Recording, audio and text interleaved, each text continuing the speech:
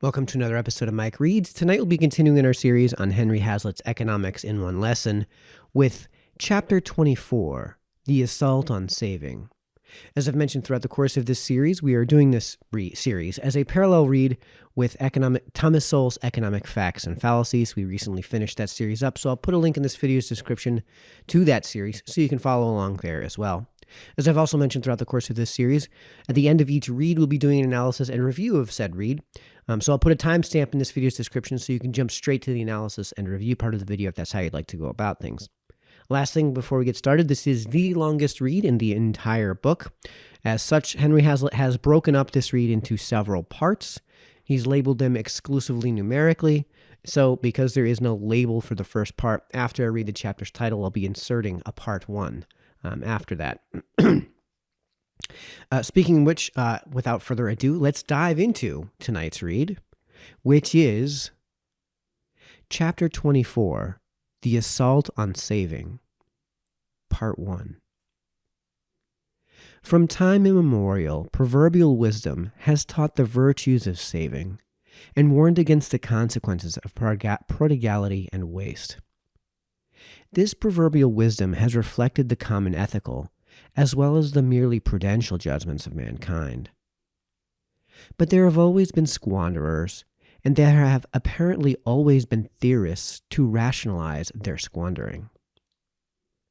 The classical economists, refuting the fallacies of their own day, showed that the saving policy that was in the best interest of the individual was also in the best interests of the nation.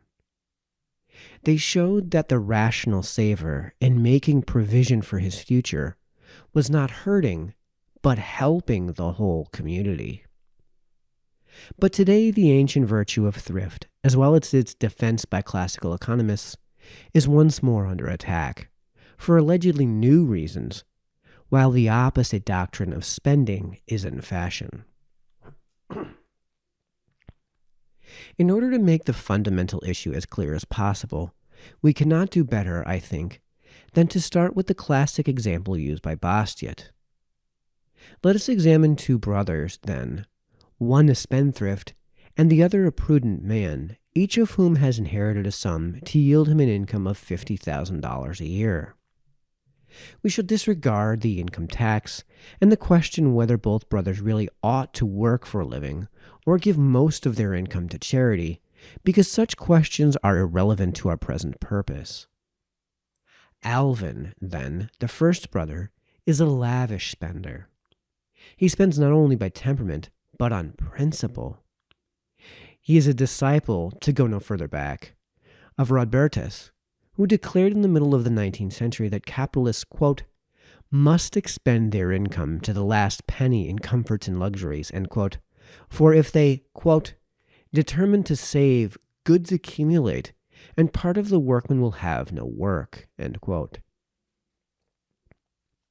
Alvin is always seen at the nightclubs. He tips handsomely. He maintains a pretentious establishment with plenty of servants. He has a couple of chauffeurs and doesn't stint himself in the number of cars he owns. He keeps a racing stable. He runs a yacht. He travels. He loads his wife down with diamond bracelets and fur coats.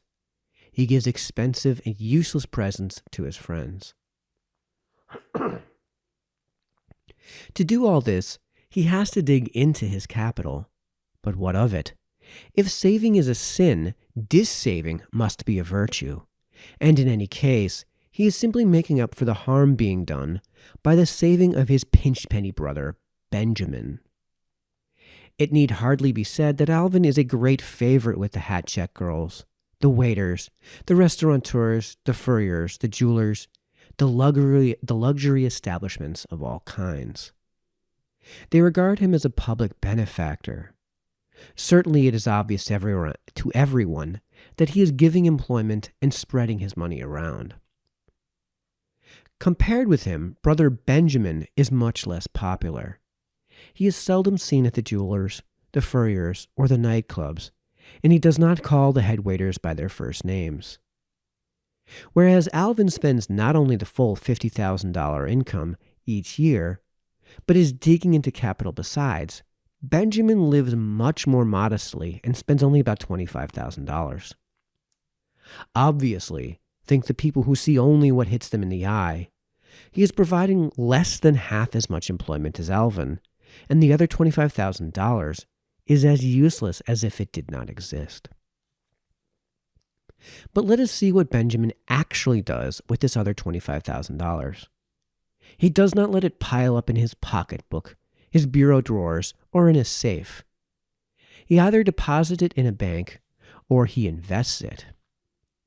If he puts it either into a commercial or a savings bank, the bank either lends it to going businesses on short term for working capital, or uses it to buy securities. In other words, Benjamin invests his money either directly or indirectly. But when money is invested, it is used to buy or build capital goods, houses or office buildings, or factories or ships or trucks or machines.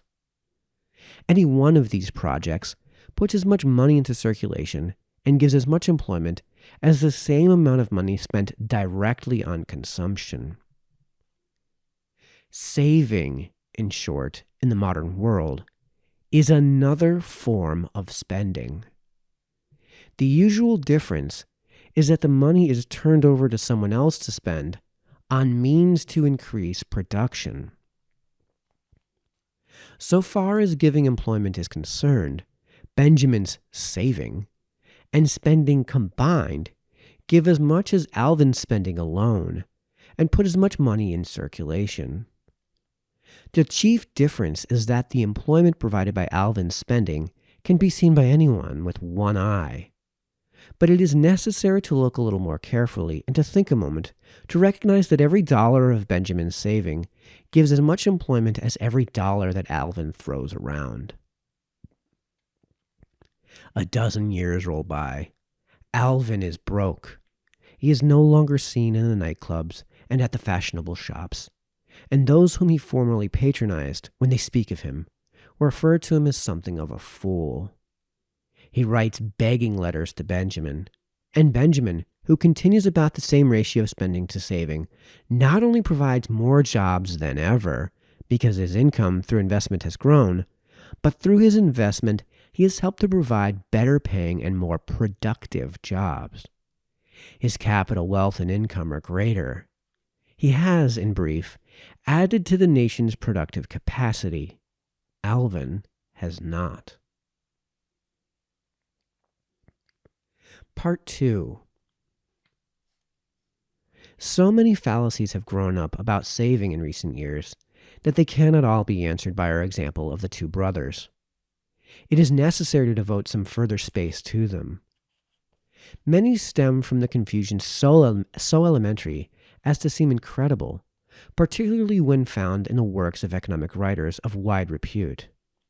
The word saving, for example, is used sometimes to mean mere hoarding of money, and sometimes to mean investment with no clear distinction, consistently maintained between the two uses.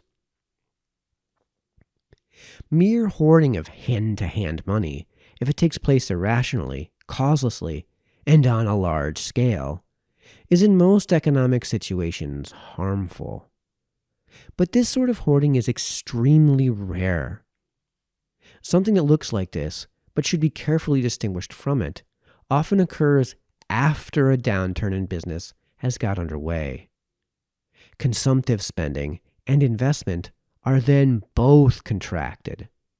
Consumers reduce their buying. They do this partly indeed because they fear they may lose their jobs, and they wish to conserve their resources. They have contracted their buying not because they wish to consume less, but because they wish to make sure that their power to consume will be extended over a longer period if they do lose their jobs. But consumers reduce their buying for another reason. Prices of goods have probably fallen, and they fear a further fall. If they defer spending, they believe they will get more for their money. They do not wish to have the resources and goods that are falling in value, but in money which they expect, relatively, to rise in value. The same expectation prevents them from investing. They have lost their confidence in the profitability of business, or at least they believe that if they wait a few months, they can buy stocks or bonds cheaper. We may think of them either as refusing to hold goods that may fall in value on their hands, or as holding money itself for a rise. It is a misnomer to call this temporary refusal to buy, quote-unquote, saving. It does not spring from the same motives as normal saving. And it is a still more serious error to say that this sort of saving is the cause of depressions. It is, on the contrary, the consequence of depressions. It is true that this refusal to buy may intensify and prolong a depression, at times when there is a capricious government intervention in business, and when business does not know what the government is going to do next, uncertainty is created. Profits are not reinvested. Firms and individuals allow cash balances to accumulate in their banks. They keep larger reserves against contingencies. This hoarding of cash may seem like a cause of subsequent slowdown in business activity. The real cause, however, is the uncertainty brought about by the government policies. The larger cash balances of firms and individuals are merely one link in the chain of consequences from that uncertainty. To blame quote-unquote excessive saving for the business decline would be like blaming a fall in the price of apples, not on a bumper crop, but on the people who refuse to pay more for apples. But when once people have decided to deride a practice or an institution, any argument against it, no matter how illogical, is considered good enough. It is said that the various consumers' goods industries are built on the expectation of a certain demand, and that if people take to saving, they will disappoint this expectation and start a depression. This assertion rests primarily on the error we have already examined, that of forgetting that what is saved on consumers' goods is spent on capital goods, and that saving does not necessarily mean even a dollar's contraction in total spending. The only element of truth in the contention is that any change that is sudden may be unsettling. It would be just as unsettling if consumers suddenly switched their demand from one consumer's good to another. It would be even more unsettling if former savers suddenly switched their demand from capital goods to consumers' goods. Still another objection is made against saving.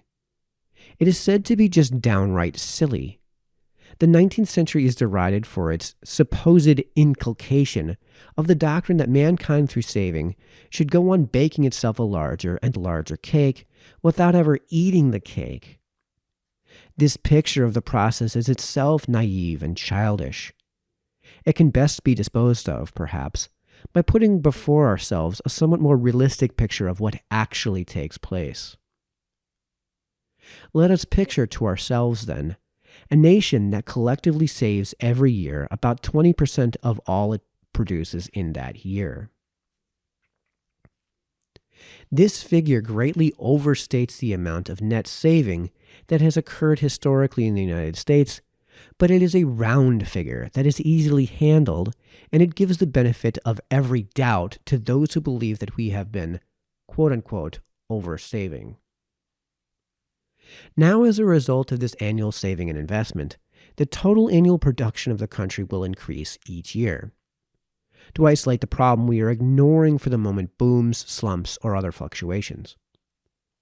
Let us say that this annual increase in production is 2.5 percentage points. Percentage points are taken instead of a compounded percentage merely to simplify the arithmetic. The picture that we get for an 11-year period, say, would then run something like this in terms of index numbers. Hazlitt has included a table on this page to make it easier to follow along. I'll scan this table and include it in this video so you can follow along now.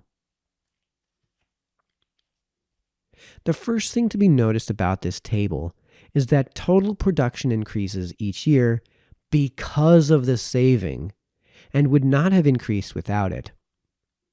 It is possible, no doubt, to imagine that improvements and new inventions merely in replaced machinery and other capital goods of a value no greater than the old would increase the national productivity, but this increase would amount to very little, and the argument in any case assumes enough prior investment to have made the existing machinery possible. The saving has been used year after year to increase the quantity or improve the quality of existing machinery, and so to increase the nation's output of goods. There is, it is true, if that for some strange reason is considered an objection, a larger and larger quote-unquote cake each year. Each year, it is true, not all of the currently produced cake is consumed, but there is no irrational or cumulative restraint. For each year, a larger and larger cake is in fact consumed until, at the end of 11 years, in our illustration, the annual consumer's cake alone is equal to the combined consumers' and producers' cakes of the first year. Moreover, the capital equipment, the ability to produce goods, is itself 25% greater than in the first year. Let us observe a few other points. The fact that 20% of the national income goes each year for saving does not upset the consumer's goods industries in the least. If they sold only the 80 units they produced in the first year, and there were no rise in prices caused by unsatisfied demand, they would certainly not be foolish enough to build their production plans on the assumption that they were going to sell 100 units in the second year. The consumer's goods industries, in other words, are already geared to the assumption that the past situation in regard to the rate of savings will continue. Only an unexpected, sudden, and substantial increase in savings would unsettle them and leave them with unsold goods. But the same unsettlement, as we have already observed, would be caused in the capital goods industries by a sudden and substantial decrease in savings. If money that would previously have been used for savings were thrown into the purchase of consumers' goods, it would not increase employment, but merely lead to an increase in the price of consumption goods and to a decrease in the price of capital goods. Its first effect on net balance would be to force shifts in employment and temporarily to decrease employment by its effect on the capital goods industries. And its long-run effect would be to reduce production below the level that would otherwise have been achieved. Part 3. The enemies of saving are not through. They begin by drawing a distinction, which is proper enough, between savings and investment. But then they start to talk as if the two were independent variables and as if it were merely an accident that they should ever equal each other. These writers paint a portentous picture. On the one side are savers automatically, pointlessly, stupidly continuing to save. On the other side are limited, quote-unquote, investment opportunities that cannot absorb this savings. The result, alas, is stagnation. The only solution, they declare, is for the government to expropriate these stupid and harmful savings and to invent its own projects, even if these are only useless ditches or pyramids, to use up the money and provide employment. There is so much that is false in this picture and quote-unquote solution that we can here point only to some of the main fallacies. Savings can exceed investment only by the amounts that are actually hoarded in cash. Few people nowadays in a modern industrial community hoard coins and bills in stockings or under mattresses. To the small extent that this may occur, it has already been reflected in the production plans of business and in the price level. It is not ordinarily even cumulative. Dishoarding, as eccentric recluses die and their hoards are discovered and dissipated, probably offsets new hoarding. In fact, the whole amount involved is probably insignificant in its effect on business activity. If money is kept either in savings banks or commercial banks, as we have already seen, the banks are eager to lend and invest it. They cannot afford to have idle funds. The only thing that will cause people generally to try to increase their holdings of cash, or that will cause banks to hold funds idle and lose the interest on them, is, as we have seen, either fear that prices of goods are going to fall, or the fear of banks that they will be taking too great a risk with their principal.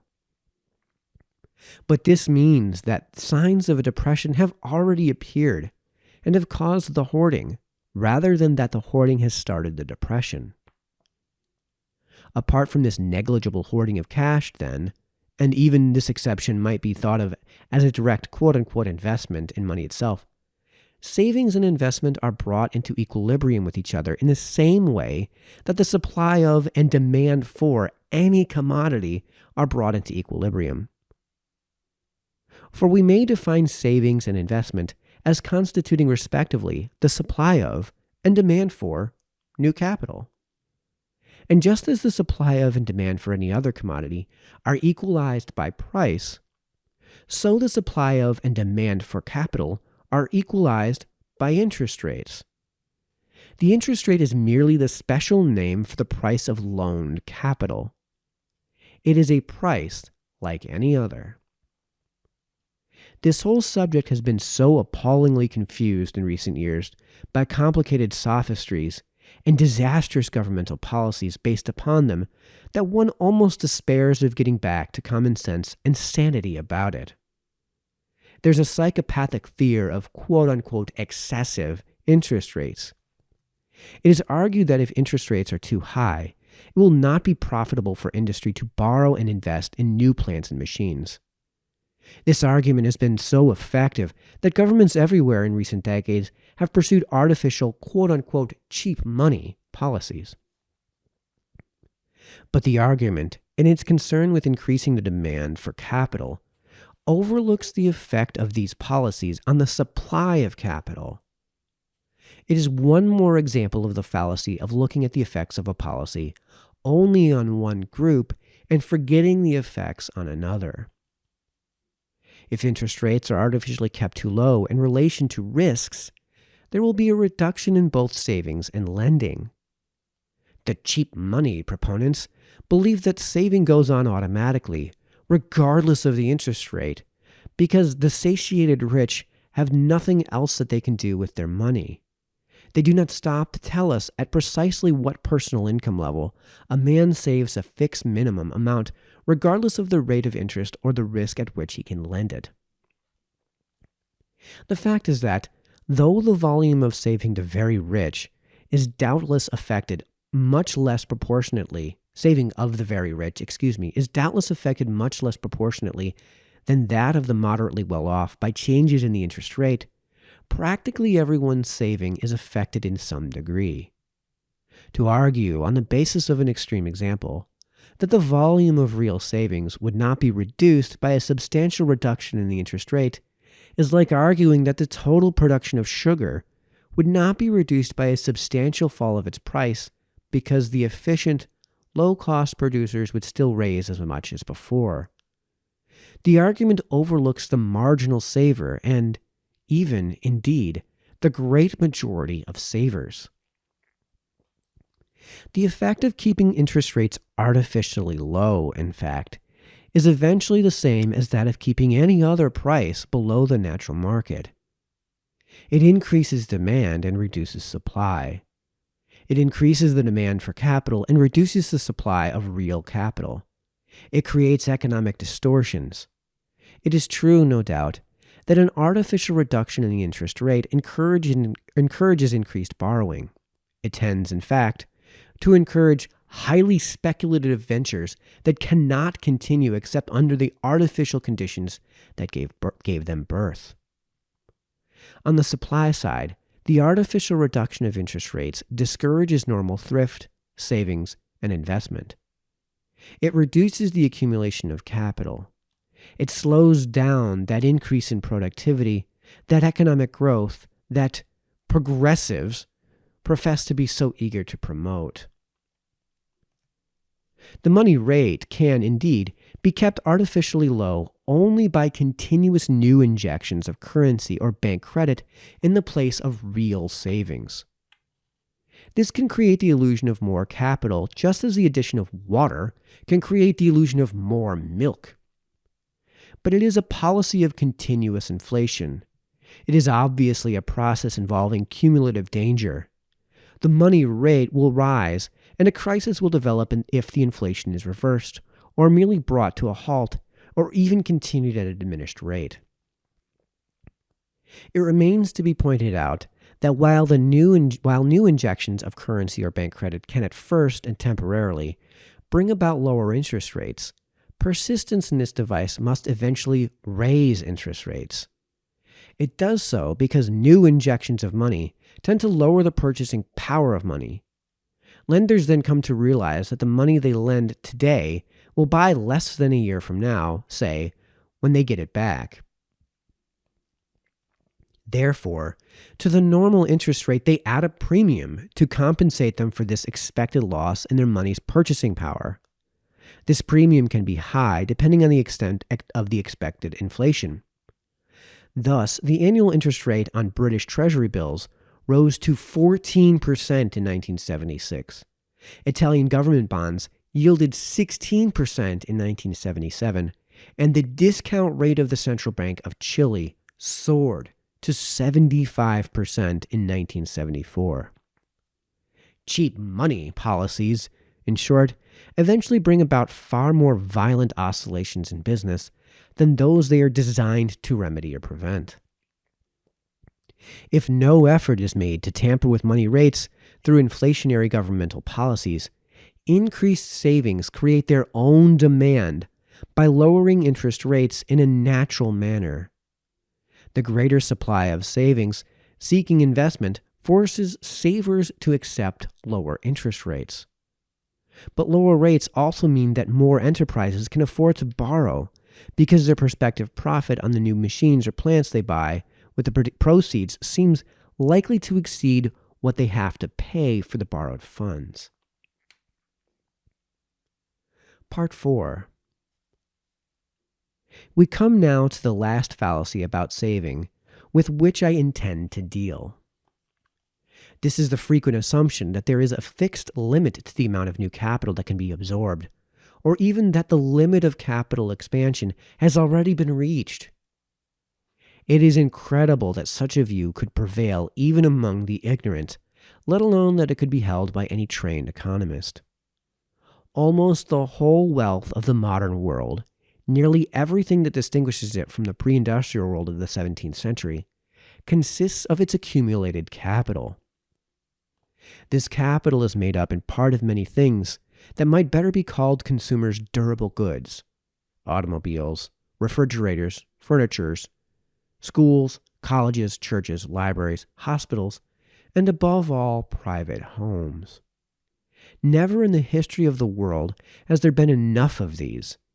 Even if there were enough homes from a purely numerical point of view, qualitative improvements are possible and desirable without definite limit in all but the very best houses. The second part of capital is what we may call capital proper. It consists of the tools of production, including everything from the crudest axe, knife, or plow, to the finest machine tool, the greatest electric generator or cyclotron, or the most wonderfully equipped factory. Here, too, quantitatively and especially qualitatively, there is no limit to the expansion that is possible and desirable. There will not be a quote-unquote surplus of capital until the most backward country is as well equipped technologically as the most advanced, until the most inefficient factory in America is brought abreast of the factory with the latest and finest equipment, and until the most modern tools of production have reached a point where human ingenuity is at a dead end and can improve them no further. As long as any of these conditions remains unfulfilled, there will be indefinite room for more capital. But how can the additional capital be absorbed? How can it be paid for? If it is set aside and saved, it will absorb itself and pay for itself. For producers invest in new capital goods, that is, they buy new and better and more ingenious tools because these tools reduce costs of production. They either bring into existence goods that completely unaided hand labor could not bring into existence at all, and this now includes most of the goods around us, books, typewriters, automobiles, locomotives, suspension bridges, or they increase enormously the quantities in which these can be produced, or, and this is merely saying these things in a different way, they reduce unit costs of production. And as there is no assignable limit to the extent to which unit costs of production can be reduced, until everything can be produced at no cost at all, there is no assignable limit to the amount of new capital that can be absorbed. The steady reduction of unit costs of production by the addition of new capital does either one of two things, or both. It reduces the costs of goods to consumers, and it increases the wages of the labor that uses the new equipment because it increases the productive power of that labor. Thus, a new machine benefits both the people who work on it directly and the great body of consumers. In the case of consumers, we may say either that it supplies them with more and better goods for the same money, or, what is the same thing, that it increases their real incomes. In the case of the workers who use the new machines, it increases their real wages in a double way by increasing their money wages as well. A typical illustration is the automobile business. The American automobile industry pays the highest wages in the world, and among the very highest even in America. Yet, until about 1960, American motor car makers could undersell the rest of the world because their unit cost was lower. And the secret was that the capital used in making American automobiles was greater per worker and per car than anywhere else in the world. And yet there are people who think we have reached the end of this process, and still others who think that even if we haven't, the world is foolish to go on saving and adding to its stock of capital. It should not be difficult to decide, after our analysis, with whom the real folly lies. This last part is parenthetical. It is true that the U.S. has been losing its world economic leadership in recent years, but because of our own anti-capitalist governmental policies, not because of quote-unquote economic maturity. That concludes tonight's read. Now on to the analysis and review part of the video. All right, welcome to the analysis and review part of the video for Henry Hazlitt's chapter 24, which is entitled The Assault on Savings, though it could also be entitled Henry Hazlitt destroys modern monetary theory. So, that's basically the summation of the chapter. I'm going to try to keep this short and sweet, and really only focus on the ideas that actually need expanding upon in this chapter, because this was the longest read in the entire series. But the short version, so that people understand, because there was a lot to go over here, is that the source of wealth and prosperity is savings. This is something that we've known for a long time, and that's something Adam Smith proved incontrovertibly, in Adam Smith's The Wealth of Nations, The Wealth of Nations. So I'll put a link in this video's description to that series so you can go check that out. Book 1 goes into great detail on this effect, and how it is that banks came to be in the first place, and how it is that currency came to be in the first place. And the two histories kind of somewhat overlap, and it really helps explain why the source of wealth and prosperity is savings. This main thesis is something as it presents on page 177. The classical economists, refuting the fallacies of their own day, Smith, showed that the saving policy that was in the best interest of the individual was also in the best interest of the nation. So if I save, and that's what's in my best interest, whatever I do with my money is not only in my best interest, it's in the best interest of the community. That's everyone. They showed that the rational saver in making provision for his future was not hurting, but helping the whole community. All right, so the simplest explanation for why this is the case, and this is something that Smith actually discussed in The Wealth of Nations, it's basically the main theme of the entire book, is that saving rewards rewards adventurousness, rewards the people who are willing to take on, not necessarily risks, but go out and do the things that people wouldn't necessarily do unless they had a huge capital backing to do that, or an excess of capital backing to do that. So in the case of when you save money, it has to go somewhere. If you are investing it directly in a company, if you are putting it in the bank, in the end, what winds up happening is that money gets handed over to somebody who has a duty and an obligation to have a positive return on that investment, to create more with that investment than there was before. In this case, it encourages creation rather than consumption. When you eat a sandwich, once the sandwich is eaten, it is disposed of. It's gone. However, when I create a home, or when I spend money and time inventing something, that thing is there for a much more permanent period. It can be reused, and when the thing exceeds is no longer serving its intended use, no longer serving in the way that it was that in a qualitative manner, is no longer doing the thing that I want it to do. We can level it and reclaim the property upon which it was built. We can reuse its foundations. And the permanent fixtures are something that can be built upon. Not to mention, if it's not just a home, if it's an actual business, I can use that business to be more productive. The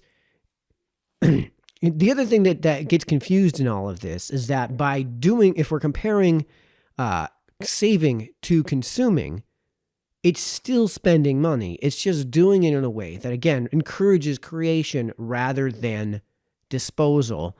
And it's still spending at its core. Hazlitt explains this on page 179.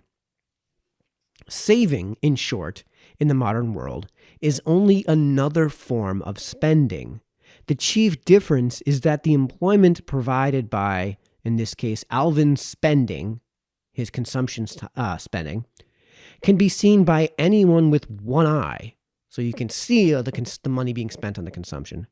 But it is necessary to look a little more carefully and to think a moment to recognize that every dollar of Benjamin's savings gives as much employment as every dollar that Alvin throws around. In fact, it actually creates more, because in this case, if I just buy a simple sandwich from you, I'm not giving you the money with the expectation that you do more with that than provide the sandwich, right? If I give you the money as an investment, I'm expecting you to turn whatever that money is that I gave you into effectively more money. The only way you can do that is to be at net more productive. And all of this harkens back to that original one lesson that the book has been centrally focused on, which is the second half of that quote from page 179. The easiest way to explain why savings is so useful is with a classic desert island example. So two people are on a desert island. Let's say they don't know where each other are, right? It's Friday and Robinson Crusoe, and they're just on separate halves of the island. And they don't know about each other. They don't run into each other. And Crusoe and Friday at first have to go scrounging across the beach for whatever, shellfish they can manage to scrounge up. And they barely have enough to eat. They barely have enough to get through the day. And at the end of the day, they're completely exhausted and are just sleeping on the sand, right? Underneath the shade of a palm tree. Well, Friday says, you know what? I'm not going to spend 15 hours today scrounging the beaches. I'm going to suffer. I'm going to take on a risk. I'm going to spend 12 hours scrounging the beaches for shellfish and snails, right? And then I'm going to take 3 hours and set those hours aside to fashion myself a fishing pole, right? And after a few days, I managed to have the fishing pole. And now I can fish with the fishing pole. And by saving, by putting aside those 3 hours a day worth of scraps that I'm not able to eat, yes, I wind up temporarily really losing some weight, really going to bed hungry, right? But in the end, what I get is a fishing pole. And now when I go scrounging for food, I'm not scrounging for food anymore. I'm scrounging for what effectively becomes fishing bait. And at the end of the day, in just 2 or 3 hours of fishing, I can catch an entire day's worth of fish. In 1 or 2 hours of scrounging, I can get enough bait to catch enough fish for the entire day. And now, instead of spending 15 hours a day scrounging for whatever meager subsistence I can get and going to bed exhausted on the sand underneath a palm tree, I can now spend a few hours in the morning getting all of the food I need for the entire day. And then I have the entire rest of the day to do whatever it is I'm going to do. And I could in that day, right? I could in that day spend that entire time, say, eating all that fish, eating all the fish I could possibly catch, right? Or what I could do, maybe what I do is instead of spending, maybe I get better sleep. Maybe because I'm sleeping under the sand, I'm only getting like 6 hours of sleep because of how much time I have to spend eating previously. Now I can spend 10 hours sleeping under the shade of a palm tree. Well, instead of 10 hours of sleep a night, I make it 7 hours of sleep a night. Now I can fashion myself a hut, a proper bed, a hammock, a proper place to sleep, where the quality of my sleep increases so much that I don't need 10 hours of sleep a night, 11 hours of sleep a night, 12 hours of sleep a night. I have more time. And what you wind up with is all of that effectively savings. And I use these examples because we don't have currency to confuse any of this, right? All of that shellfish that I set aside by not bothering to get, right? I've effectively saved that time aside, right? I've gone out and fashioned that fishing pole. I've invested that time that I could have spent scrounging. I've invested that instead into a fixed asset, into a capital asset. I've taken my human capital, my ingenuity and my time, and whatever my time is worth based on that ingenuity, and instead of scrounging for snails and shellfish, I've now saved up those shellfish, put them aside, and fashioned the fishing pole. To make this even simpler, if Crusoe sees that I've done all of this and I'm living now like the Swiss Family Robinson, well, what he can do is spend a few more hours scrounging for shellfish and snails, or do like I did and set aside 3 hours a day worth of snails and shellfish that he can trade me, right? That he can give to me to fashion him a fishing pole, because I've done it before. I've tested it. I know it actually works. He doesn't, right? So he can now invest those shellfish into a fishing pole, which he can then use to catch his fish and live a more luxurious lifestyle as a result. So in this way, it benefits everyone for Friday to have saved that time, to have set aside that time and invested it differently. Same thing with Robinson Crusoe.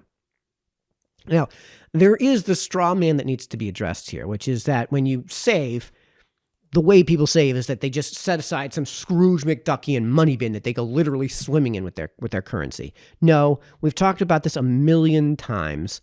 Currency does nothing more than act as a medium of exchange. It represents the productivity that it is exchanged for it. That's all it does. So if you just let it sit, that productivity has accomplished nothing, right? The currency isn't the ends. It is a means to an end.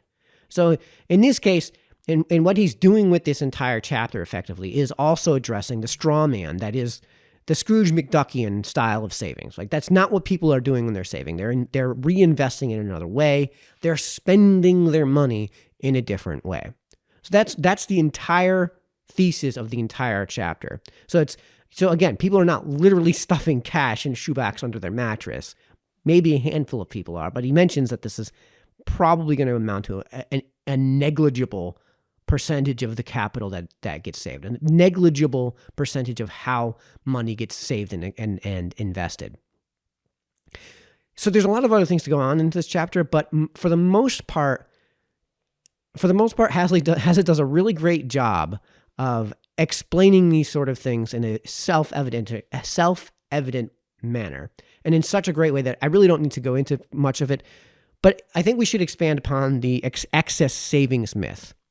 So there's no such thing, and this is a myth. There is no such thing as quote unquote too much savings for an economy to handle. There's no such thing as too much savings for an economy to absorb, let's say, right? So all that, so if there is a ton of, let's say, capital that's being reinvested or set aside in banks for savings, all that's going to do is lower the threshold for productivity. All that's going to do is mean that there's going to be more businesses and more homeowners, increased competition when it comes to businesses, and more people who can own homes because you have the reduced price of lending, which means a reduced barrier to entry when it comes to lending. It means that as a business, it's much easier to get, say, a $20,000 business loan to start up your own landscaping business, or a home equity line of credit to get a home. This is just the price of engaging in that lending. Hazlitt explains this on page 185. If money is kept either in savings banks or commercial banks, as we have already seen, the banks are eager to lend and invest it. They cannot afford to have idle funds. Right, so if banks have just crap loads of money, it actually costs them money in theory, as Smith explained when it comes to how banks have come to be. The whole point of banks in the early days was to have a centralized location where you could secure your cash, where you could take your banknotes, your medium of exchange, and have it under effectively a shared lock and key, right? And that shared lock and key is useful because of specialization, right? If everyone has their own lock and key, then it becomes more difficult to secure it because you've got to devote time amount of your day to secure it. Whereas you can just pay somebody instead to be a trained armed guard, right? And the trust that they have earned is the price that goes into, is the cost of so the trust that the bank has earned in securing your money is going to reflect the amount of investment that's coming into it. It's going to be something that they're going to have to earn. It relates long-term into the etymology of things like trust funds, but we can get into that in a completely different video if people are interested. But the point is that the banks aren't just going to hold on to that money indefinitely. As he explained on 125, they cannot afford to have idle funds. It costs them money to carry stacks and stacks and stacks and stacks of cash, right? It costs them money to have these cash vaults. It costs them money to have Scrooge McDuck's money bins, not only directly, but in terms of the opportunity cost, because what they could be doing with that money instead of letting it pile up is lending it. And then they earn interest, right? And if they're not lending that money, then they're buying securities. Again, part of the etymology of what we just talked about. In the end, what winds up happening is these banks have a built-in incentive to take that money that they've been given, if there's an excess, and to make more of it. And again, the threshold for doing so has actually declined. What will happen is because you have an excess of supply, in order to achieve equilibrium, the price is going to wind up having to go down, right? You have more money than what is demanded. You have a greater supply of money than what is in demand. Therefore, the price is going to have to go down in order to achieve equilibrium. He spends basically the whole of part 4 explaining this. The other thing to note is that investment is a good thing. It's much better that these banks invest this money than, say, spend it on fancy paint, on, say let's just go across the board, arbitrary raises in salaries for everybody. Well, what you wind up getting with investment is you get more of these adventurers, more of these entrepreneurs, more invention, more people who are willing to say, you know what, I've got this thing, this idea, I want to put it together. I want to prototype it. I want to test it, right? But you need money to do that. And if the price of getting that money is really high, if the interest rate is really high, then there's going to be a barrier that's going to prevent you from doing that. There's going to be a disincentive to engage in that. More investment means more ventures, means more invention, which means much faster growth and productivity. Again, this should be self-evident. If there are more people doing research, you have more total research, which means more total chances of great inventions. Not to mention, there is the concept of what would have been, as there is no cap on growth potential, right? There's no, the line, right? Like there's no cap on how steep that line can get, right? There's no cap on the total accumulated growth potential as well. And again, this is the whole point of part 4. Hazlitt explains this on page 188. The second part of capital is what we may call capital proper. It consists of the tools of production, including everything from the crudest axe, knife, or plow to the finest machine tool, the greatest electric generator, or the most wonderfully equipped factory. Here too, quantitatively and especially qualitatively, there's no limit to the expansion that is possible and desirable. There will not be a quote-unquote surplus of capital until the most backward country is as well equipped technologically as the most advanced, until the most inefficient factory in America is brought abreast of the factory with the latest and finest equipment, and until the most modern tools of production have reached a point where human ingenuity is at a dead end and can improve them no further. As long as any of these conditions remains unfulfilled, there will be indefinite room for more capital. And this is because of scarcity. This is hearkening back to the notion of scarcity, which is an element of the human condition. That there are never going to be as many goods and services as we want to consume is built into the human condition. It's endemic to it. And in fact, it's such a core and basic concept in economics that, as I've done this before on other channels, as I open up my Intro to Economics textbook, my Intro to Macroeconomics textbook to Chapter 1, Page 1, Paragraph 1, under the heading Scarcity, neither the poor nor the wealthy have unlimited time, income, or wealth, and both must make choices to use these limited items in a way that best satisfies their wants.